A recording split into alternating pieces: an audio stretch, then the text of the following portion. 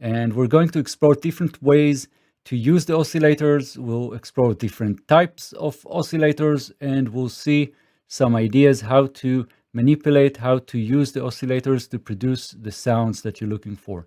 And let's get started. If you remember from the first lesson, the oscillator works in such a way that we have a waveform, and that waveform repeats itself over time, and then it is amplified by the amplifier, which is the sound that we hear. Along this path, we will use filters. We can use some effects and other devices to shape the sound that we hear. Now, let's have a quick demonstration here how the oscillator works. So I can select any type of waveform, but for this demonstration, let's take something more interesting. For example, let's get some, I don't know, let's see that. So this is some kind of a waveform that was sampled. This is how it sounds. And if I'm opening my my oscilloscope, and again, if you don't have an oscilloscope, you can just download for free from Melda Production. You can see the waveform. Now, if I just record that, I already have a note here, that's a C note, and let's just print it, render in place in Cubase, and there you go. We have a recording of that note over time. Now, if I'm just going to zoom in, you'll see the waveform repeats itself. So that's the basic idea here. So now let's go back. I'll just delete that and go back to our synthesizer. And I'm using Synth 2 because it's really a fun synthesizer, and it's actually very comprehensive. You can get a lot of ideas and use a lot of different types of synthesis here. So I really recommend it. But I'll show you the same ideas in other synthesizers as well. So this is my oscillator, and in SynthMasters, I have oscillator 1, I have oscillator 2, so I can use both of them. And I can also use different waveforms for each. So I can have, for example, oscillator 2 here. You know, let's get a sine wave, and let's hear them both together. That's just the sine wave. That's the other wave. And I can get something completely different, like, I don't know, square. But if I take a look at the oscilloscope, then I'll actually see some combination of these two oscillators.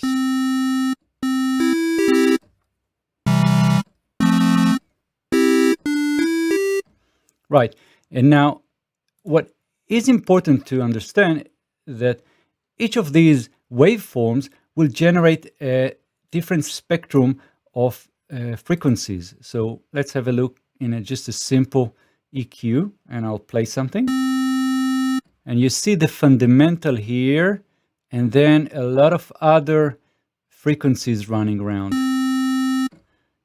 And different waveforms will generate different selection of these frequencies. So I can, for example, take this one,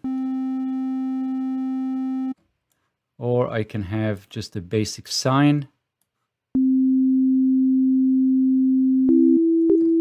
And depending on the note that I'm playing on my keyboard, that's what the frequencies range that we'll have.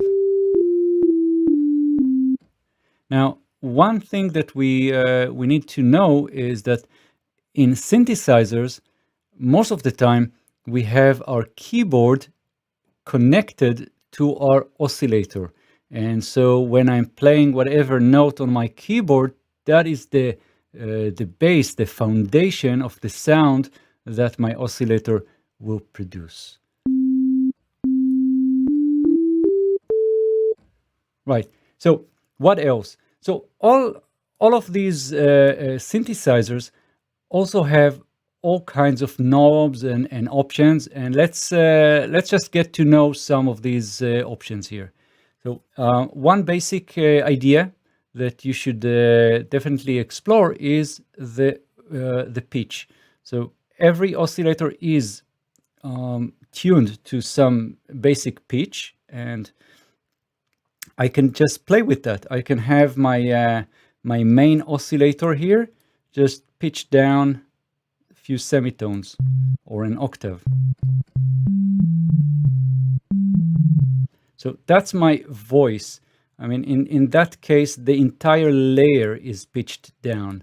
But I can also have this particular oscillator pitched differently. So I can have, for example, this coarse tune, and you can see here in this display that I have 1 octave down. And if I use another oscillator, so one of them is pitched 1 octave down, the other one is just the normal way, and there you go, we have some kind of a chord. So that's something you can play with.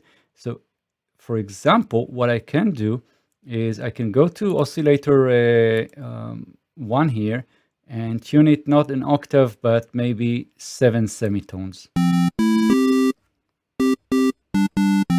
Or maybe 4 semitones.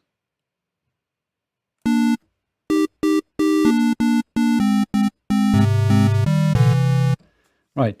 And of course, we can also use filters, and we'll have a separate lesson just to talk about filters, but we already saw the effect of a filter on the shape of this, or the way filter shapes our sound. And I can see also the range of frequencies here. So for basic understanding of how these filters work to shape the sound, you can go back to lesson 1, but definitely I'm going to cover that in a separate lesson. But just for now, we'll just use it as is. So that's the tuning. Something else that we can always find in any synthesizer is also unison. Unison means that we are actually taking the basic sound, the basic waveform here, and use it in such a way that it will be multiplied as if we have several oscillators running together. So I can have 4 voices running together. But if I'm doing nothing, the same sound will be what we hear, but it will be louder. What usually comes after setting the unison is spreading these voices and detuning them. So we have panning, we have also spread. Let's see what the effects of the spread is going to add here.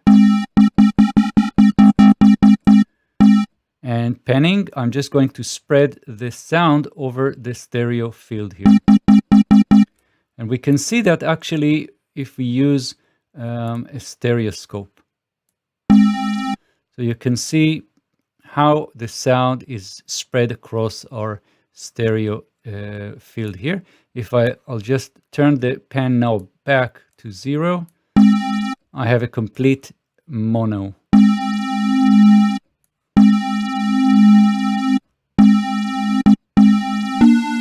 Let's have a look at some other synthesizers. For example, let's take Massive. So Massive has 3 different oscillators. It has oscillator 1, 2, and 3, and you can use them, any of them, by its own or together, and you can pitch them here. That's the coarse, and these are the synths. So I can, go different tuning on each of them and create all kinds of chords. So that's the basic. Let's just close that. So that's the basic sound here. And I can tune that differently. And I can also have oscillator 3.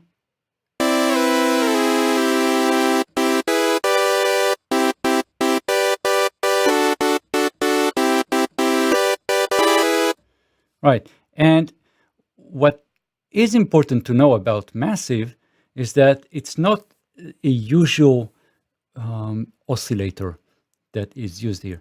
The way it is used here is a wavetable. So if you click here on this drop down, you'll see all kinds of wavetables. And what is a wavetable? So a wavetable is an advanced oscillation idea in the sense that it is not just one waveform, but a bunch of them stuck together to allow us to change over time. And what I mean is we can start our sound with one waveform and morph into different waveforms. And I can show you that with the oscilloscope. So let's just select square. I don't know. Let's just take square so. And I'll turn off these oscillators. And you see that I have here a wavetable position. So if I open up my oscilloscope, you'll see it in action. And if I take a different wavetable, let's just take something like this.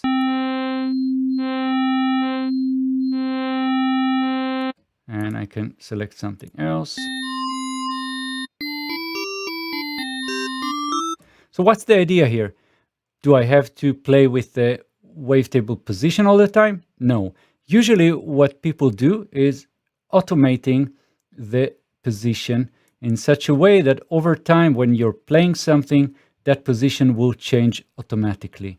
And let's have a look at pigments and you'll see it in a visual way. So in pigments, I have two engines and I can just use one of them. I don't need the other one. And each of these engines can be either a wavetable or an analog, just a regular analog type of oscillation. But let's go back to our wavetable and see in 3D. So when I'm turning the 3D view here, I can see all the different waveforms and I can morph between them. And I can see it also in the oscilloscope. And as I said, one idea is to actually automate this position. And in Pigment, it's pretty easy. I'll just click the plus and I can have one of the modulators here. And we'll have a separate lesson just to talk about different types of modulations that, or, you know, all kinds of devices that can help us shape our sound over time. But we already covered LFO in the first lesson, so let's have that. And I'll just turn it up all the way, and you can see that we're just moving between those different waveforms. And let's go to our LFO. That's LFO1. If I want LFO1 to move slower, I have my rate here. I'll just do something like that. And let's hear it.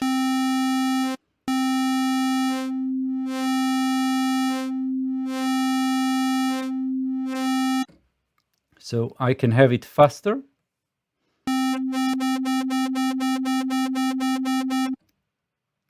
And I can have it going in the other direction. And I can select different types of wavetables. Let's take something else. And you can see this is more complex.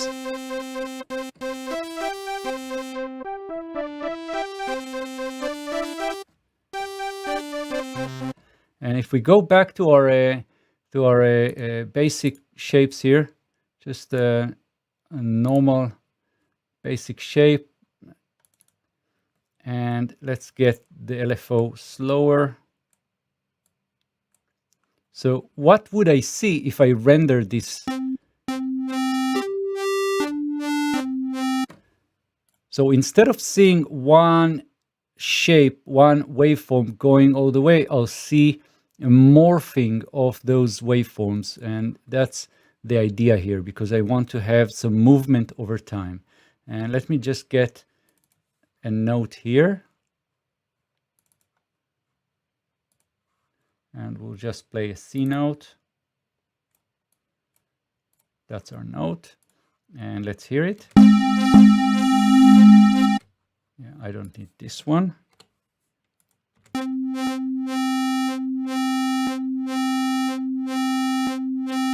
And if I render in place, let's see what we've got.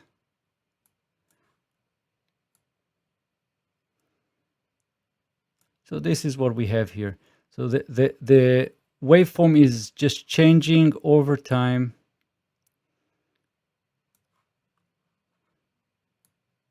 And I can see in different positions, different waveforms.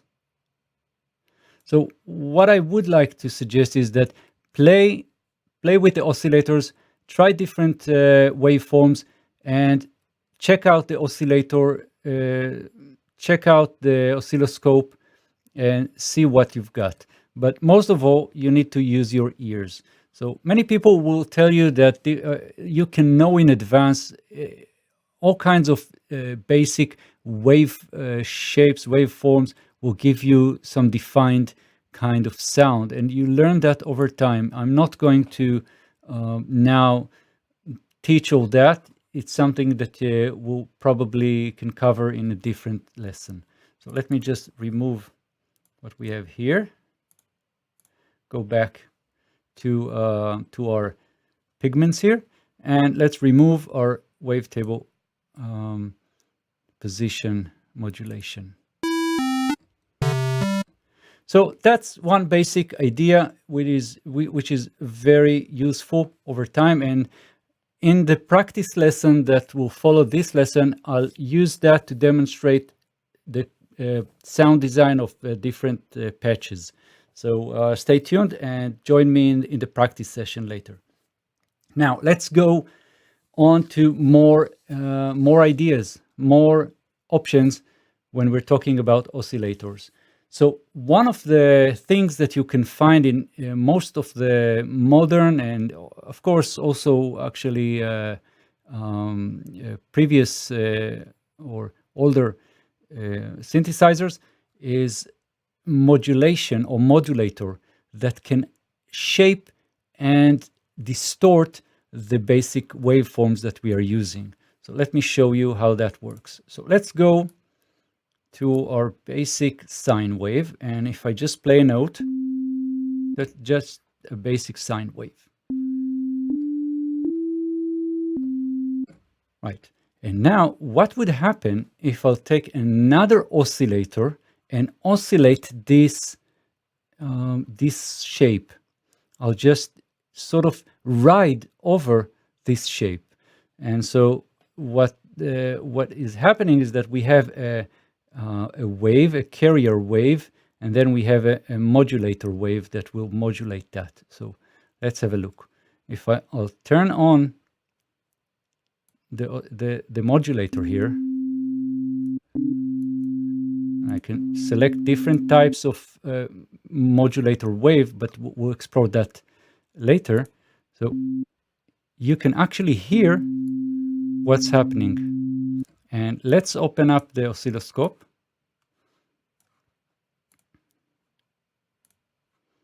And see what really happens.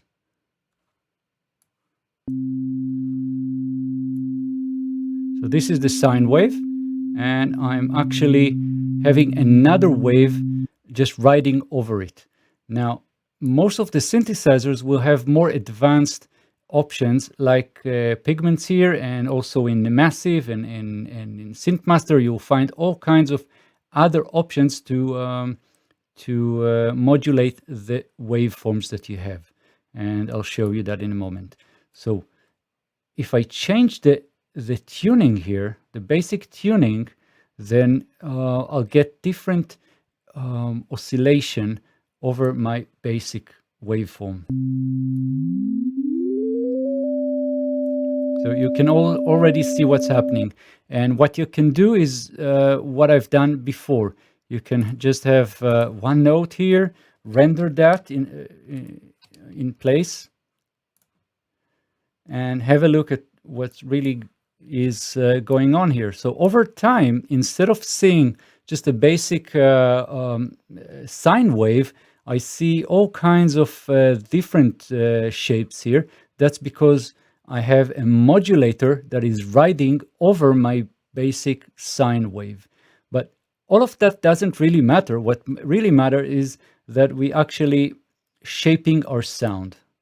And experimenting with that will get you a deeper understanding of how all this is actually working. So I can have even, let's say, a noise or rumble or triangle wave shaping my basic form here. So I can actually hear all kinds of flavors of my basic form here. And of course, the sound now sounds pretty boring because we didn't really play with our envelopes. And this brings me to another idea here, that when we are coupling an envelope to our oscillator volume, then we are shaping the sound of the oscillator over time. And what we have here is a way to control the sound and how it's evolving as we go, as we play. And so we already covered that in our first lesson, but I'll cover it again here. So the attack time is the time that will take our sound to get to its maximum value. And right now, if I just play a note, then it goes immediately to the maximum value. And when I just remove the finger from the keyboard, then it just stops. But I can say, okay, I want to have the sound evolve into its maximum value after, let's say, 110, sorry, 0.110 seconds. Or maybe even half a second. Now, still, when I release the finger from the keyboard, what happens is that the sound just stops. So that's where the release comes into play. So I can have the release go, let's say, 1 second. Okay, almost. So now I'm pressing the key. We'll see that it will take about half a second to get to the maximum value. And then when I release my finger from the keyboard, it will take about 1 second to fade away. But sometimes we want to have a peak and then a drop in the sound. And that's where our sustain goes. So the sustain is the level of sound that is set as long as I'm pressing the key. That's the sustained level, the continuous level of the volume in our case here. So I can have it, let's say, something like half. Okay, so this is not in the time domain. This is a fixed value, and it means that we're almost half or now exactly half the volume, the volume of the maximum. So if the maximum would be 127, or whatever it would be, then that would be half of it. So we can see that we're going all the way up and dropping to a sustain level. So that's my sustain level. And as long as I'm pressing the key, that will be the level of sound. And when I'm releasing, it will take about 1 second to drop and fade away. But how much time do I want to pass between the maximum value and that sustain level? And that's my decay. So I can have about half a second to set here, for example. And what would happen is that it will take me half a second to get to the maximum value. And as long as I'm pressing, it will take another half a second to get to that point of sustain. And it will stay in that level as long as I'm pressing the key. And then when I release, that will be 1 second to fade away. Right. And so that's a way to shape our sound. And I can have all kinds of different settings here. I can have a very short attack and very low decay sustain. So I can actually create plucks.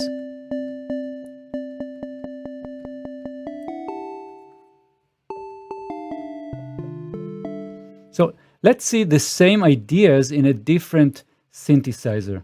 And let's have a look at Retrolog from Cubase. So even if you don't have Cubase, that's okay, because this is a pretty basic but very capable synthesizer. So we have three different oscillators. These oscillators can be turned on and off, and I can set the waveform here. So let's hear it.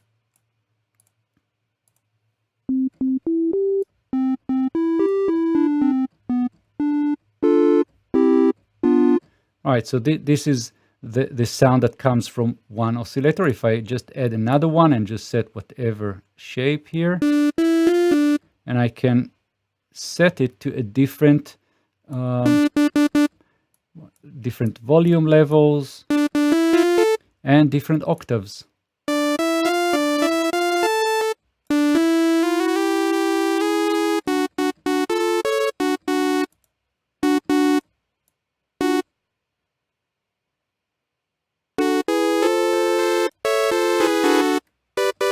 And again, here I have also an amplifier envelope here. So let's play with that.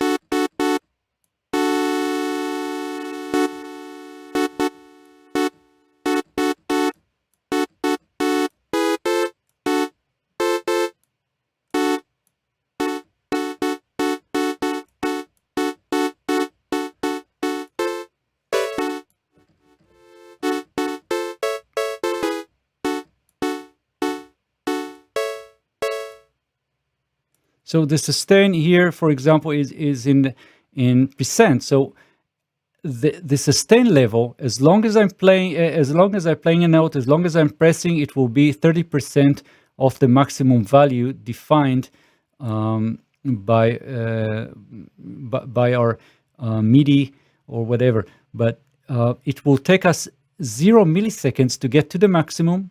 It will take us about let's say half a second to get to the sustained level, and then we will stay at the sustained level as long as I'm pressing, and then I have about half a second to fade away when I release the key.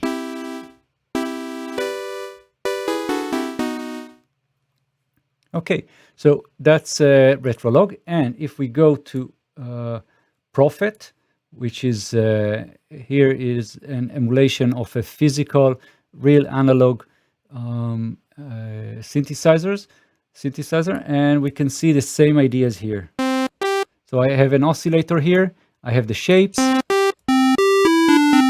and I can also have another oscillator here. I also have unison here, and I also have my amplifier envelope here.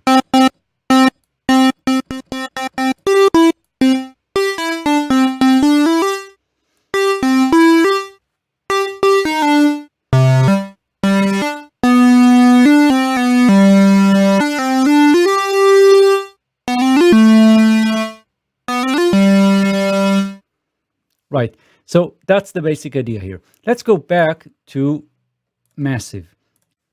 So in Massive, let's go back to our initial sound and check out the same ideas here. So we also have modulation oscillator here, and we already saw that in Pigments, and we saw the same idea in Synth Master. And here we have a section that is called modulation oscillator. And that's a way for us to shape the basic sound, the basic form of the wavetable. And what we need to do is we need to turn it on here and select which oscillator is going to be affected by this modulator. And I don't want to go very deep here and explain exactly what's the difference between a ring modulation, phase, position, filtering, and so on. That's for an advanced learning. For us, for now, all we need to know is that this oscillator will actually shape and change our wavetable here. And we can see it actually with the oscilloscope. So let's play with that.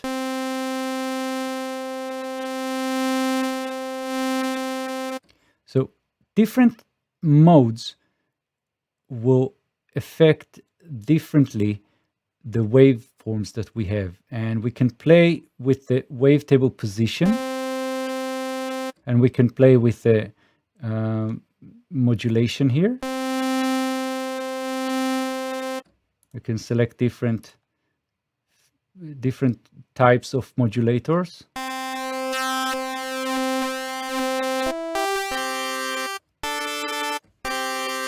And by the way, also in Massive, you can go to envelope 4, which is already set for you as the amplifier envelope here.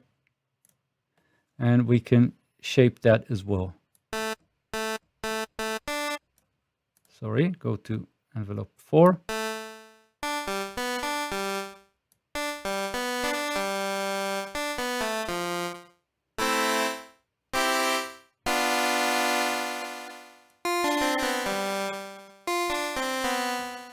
And just for fun, let's have some reverb.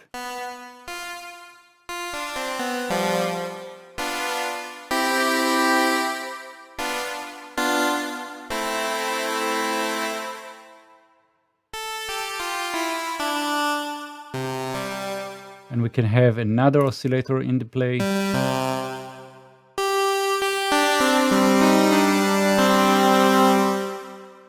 And we can also have an insert effect, like a bit crusher.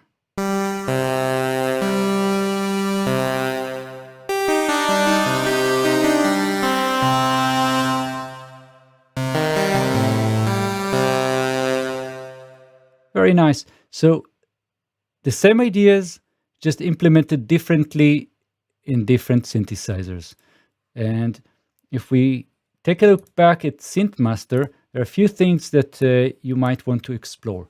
So SynthMaster actually can be a basic kind of oscillator. It can use also additive. So what is additive? Additive means that our oscillator 1 here is, I'll just turn off oscillator 2. Oscillator 1 is now split into 8 different oscillators.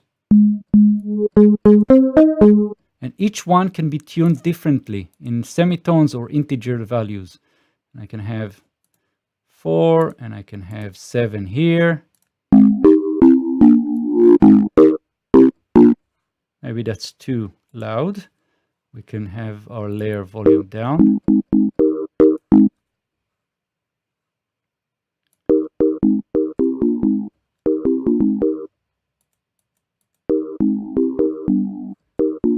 And I can select different shapes, different waveforms here. For example, I can have a square here. I can have a triangle here. I can have some poles here. And of course, I can select ADSR here, ADSR 1, and just shape the way our volume is affected.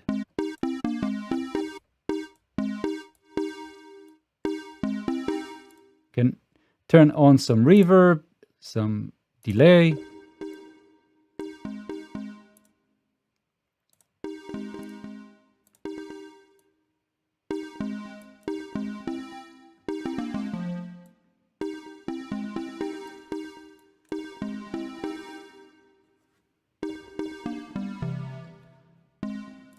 Right, so that's the idea here. Something else that you might want to explore in SynthMaster, for example, is Wavetable. The same way we saw in Pigments, the same way that we saw in Massive. You can load wavetables. There are many to choose from. And I can select to modulate my index here. So how do I do that? I can have my global LFO, LFO1 for example, drag it on the index.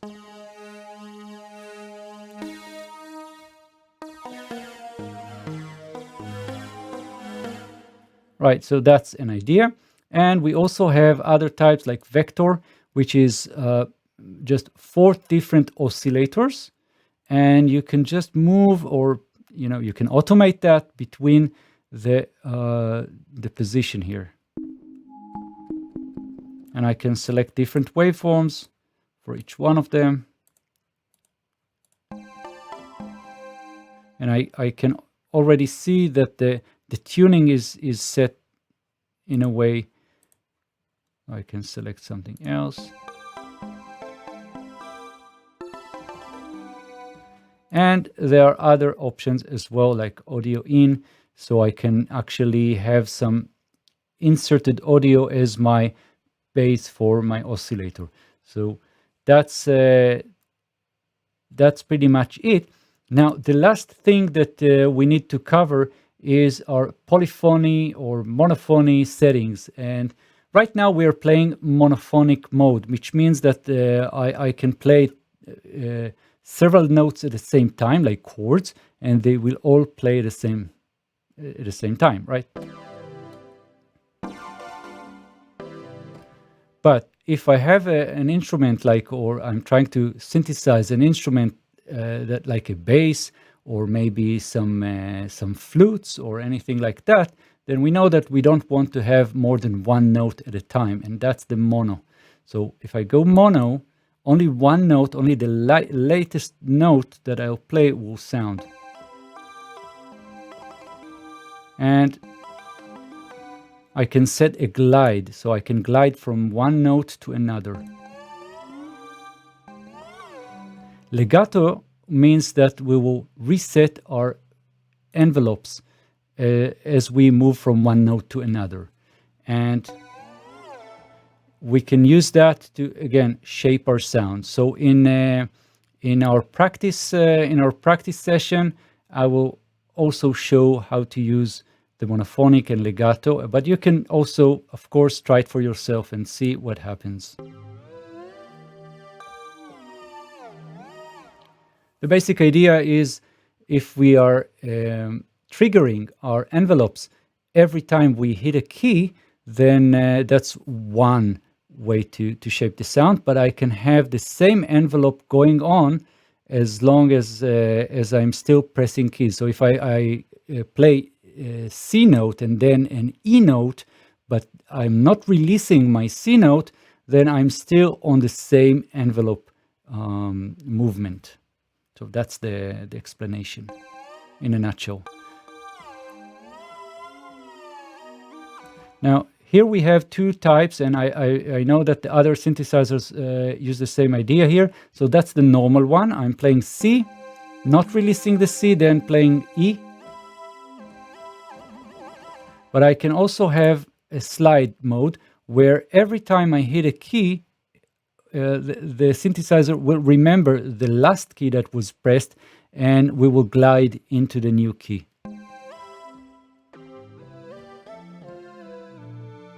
So even if I'm just playing one note at a time, I also have that glide. So that's the idea here. And I think that pretty much concludes what I wanted to show you in this lesson. So check out the practice session that will follow. What I suggest is explore, experiment, and try out and see for yourself, hear for yourself, and enjoy making music. Thank you, and see you soon.